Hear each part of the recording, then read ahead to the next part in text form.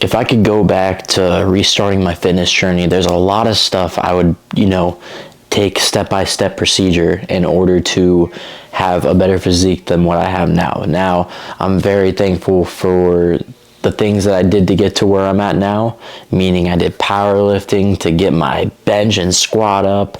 I did the workouts that I needed to get to the physique I have today. I did everything in the ways of correctness, but in the end, whenever you start in the gym, especially when you're uneducated and you don't have someone that has experience, because I'm self-trained, you have a lot of mistakes and a lot of bumps down the road. My first year working out, I did back absolutely incorrectly. Now, I did, hit my back during some workouts with machines, but I didn't effectively grow my back. That's one of my weak points now. It could just be a genetic thing, but my biggest problem was growing my lats. I did that so incorrectly. So if you're new to the gym and you're watching this video is especially for you. Now, if you're someone who has experience and sees no progress, this video is also for you.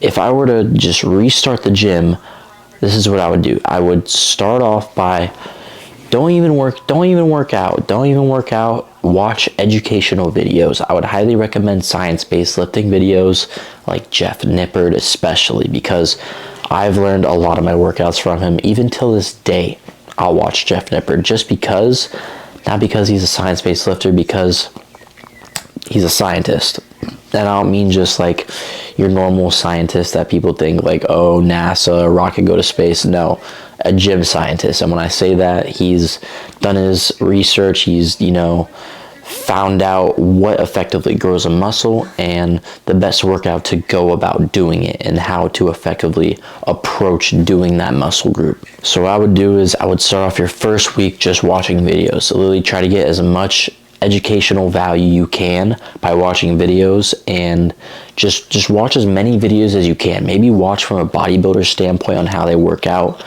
Maybe watch from a powerlifting standpoint on how they work out. Everything is form oriented. You're going to have to fix your form. You're going to have the best form in order to get a good workout in, because if you don't have good form, you're not going to feel it in the muscle you're targeting, and then it's just, you're not going to get that much progress from just training with bad form. You have to have good form. You have to know what you're doing, and you also have to know what workouts to do for each muscle. Like, you don't want to do 3, 5, 7 variations of lats, or biceps. You don't want to do 7 excessive workouts that you don't need. Same thing with chest. You don't need to do 300 variations of a flat chest press. Like, you have to watch other people work out and maybe even copy their workout and put that into a little routine that you do. So do workouts that you're more comfortable doing rather than doing like workouts that you're not uncomfortable doing, if that makes any sense.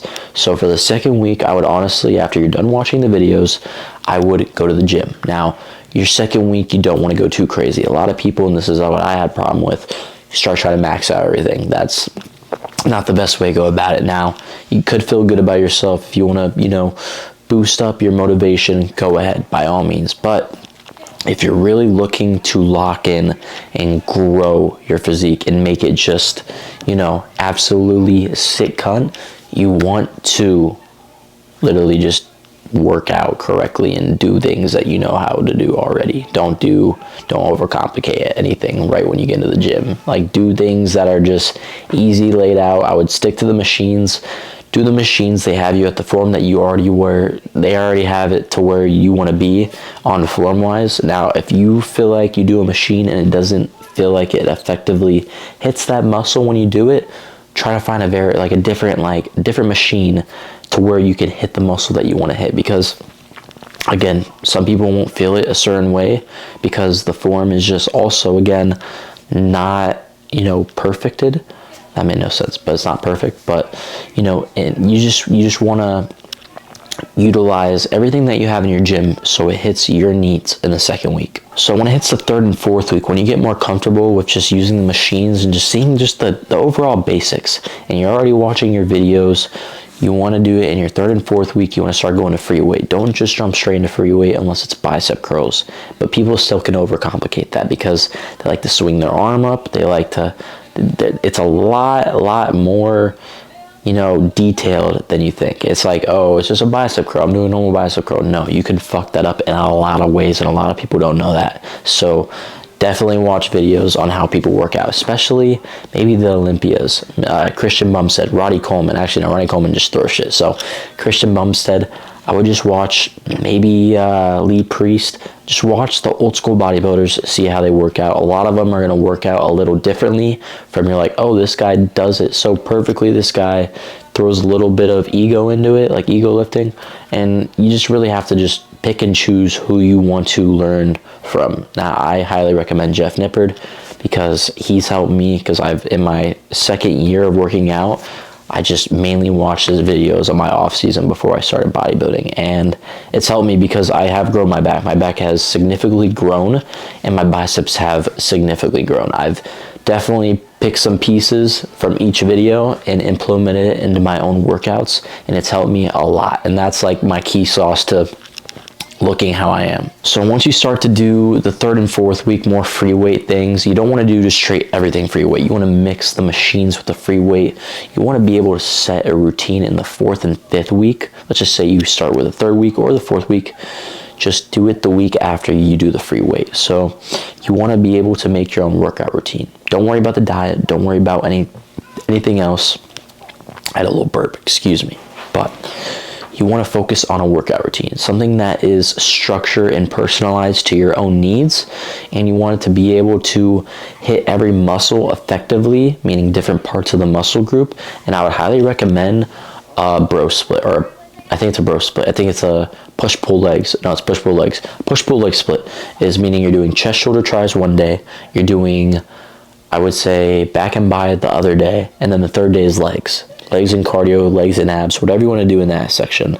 I highly recommend that starting off because that's what I did.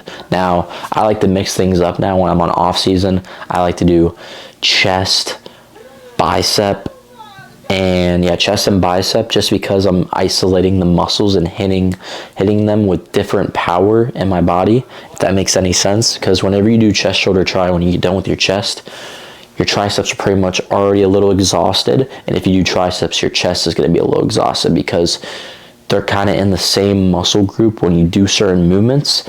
And same thing with shoulders. You're using pretty much your whole upper body, and I like to do an isolation where I'm doing my chest with my biceps, my back with my triceps, and it just also has helped me. And you can always change up your routines and do something that fits into your own liking.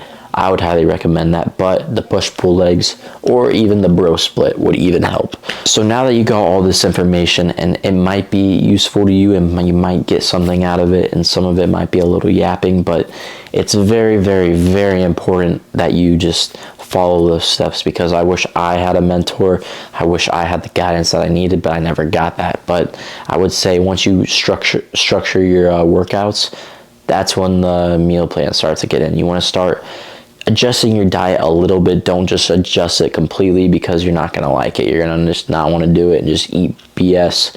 I would start trying to have like I would say a 50-50 healthy, unhealthy, and then slowly work your way to a 70-30 healthy, unhealthy. I'm currently on a 100-0. I would say actually no, 90-10 if I'm doing peanut butter, because I put peanut butter in my oatmeal because I'm on bodybuilding prep. But throughout my whole entire workout career, I literally did probably 60-40. It all just depends on your genetics at the end of the day. My genetics play a good role in just how my physique looks, but I used to slam Costco pizzas, Taco Bell, this and that, and it's like, it's all about genetics at the end of the day. That's the one thing about the gym. But if you're just going to feel good about yourself and even just build your physique, just everything that checks on a list that you want to do, watch this and take notes on it, because it's the best way to, getting a good head start in front of anyone. Because I still see people to this day have 4 years, 5 years of progress. They're training like shit. They don't know how to work out. They're dieting's ass. And it's just, they don't care to try. And then they're like, oh, how do you get this physique? How do you do this? How do you this and that? How do you have, all this strength? It's because I educate myself. I did all my research. It's just like doing stocks. It's just like, starting up your own business. You have to do your research, and it sounds kind of stupid, but it's the same thing with sports. How do you do a hezzy step back crossover? How do you do a juggle with a bat with a soccer ball? Like, everything's educational. You really just have to take some time out of your day to do the research. And then once you get done with the dieting, the videos, the workout plan, all you have to do is just start tracking your food now. Start tracking your calories, tracking your protein. If you're hopping on a bulk, have that tracked on an app. And the app is MyFitnessPal. Very, very resourceful. I would honestly just start tracking your calories, your protein intake. The carbs and fat, I would try to not go too crazy on your fat. Your carbohydrates is what fuels you for your workout, so definitely do your carbs before the workout. You can always do post-workout carbs, which is very good for you. I would also start going into the supplements too. The creatine, the magnesium, ashwagandha. I mean, there's a whole bunch of stuff. Multivitamins. Multivitamins are very help. Fish oils. There's a lot of stuff that you want to just see what you like, or maybe just take, because I just take shit to take shit. Not saying like I take anything crazy, but I take, like, let's just say ashwagandha. I've taken, magnesium, D3. I've taken just a whole bunch of vitamins. I don't even know. I just be throwing them in my mouth. But I will say it does help me at the end of the day. I do feel a lot better. And I feel like my body needs to be filled with vitamins in your body, because sometimes you can't get them from meals. You just lack just vitamins, and you need them. And you can't really get them from just drinking and eating stuff that provides it. But another thing I would say is also getting electrolytes in. If you're feeling very dehydrated, because if you're on creatine, you're going to have to drink a lot of water, but you're not going to be hydrated off of water. Water does not hydrate you. You have to have electrolytes. So at least have like an electrolyte packet to have in your water at least like once or twice a day. You should be drinking a lot of electrolytes. They're very, very good for you, especially when you're sick. It does help you with that too. And just electrolytes they make you feel amazing. And there's no sugar coat to it. But creatine, supplements, tracking your calories, tracking your protein. It should be 1.5 grams of protein per 1 pound of body fat, or not body fat, body weight. And it's a lot, but it's not hard to get your protein at the end of the day. You buy protein powder, eat your meat, eat whole foods, and just it's not rocket science. And in the end, anything's possible, and sometimes it will be after coming out of your budget, but it's better than going to fast food and eating like shit. So you get to decide from then and there. But I hope this video finds anything to you resourceful. If you're starting out in the gym, I do offer one-on-one fitness coaching. I'm trying to get people to be in the best shape of their lives. And I can, definitely help. And even if you guys have any questions, leave them down in the comments. More than welcome to help anyone trying to get in the gym. There's a lot of people that want to get in it. They start it and then they quit. That's the January people of the new year. And they aren't guided. And this is what this video is for. So take notes. Try to implement that into your routine, and you'll definitely start seeing progress. And don't give up on like the first 2 months, because that's when a lot of people quit. You have to keep going. You'll start seeing the newbie gains, and then you'll hit a plateau. You grow from that plateau, and you'll start looking like David Late at no time. So hope you guys enjoyed. See ya.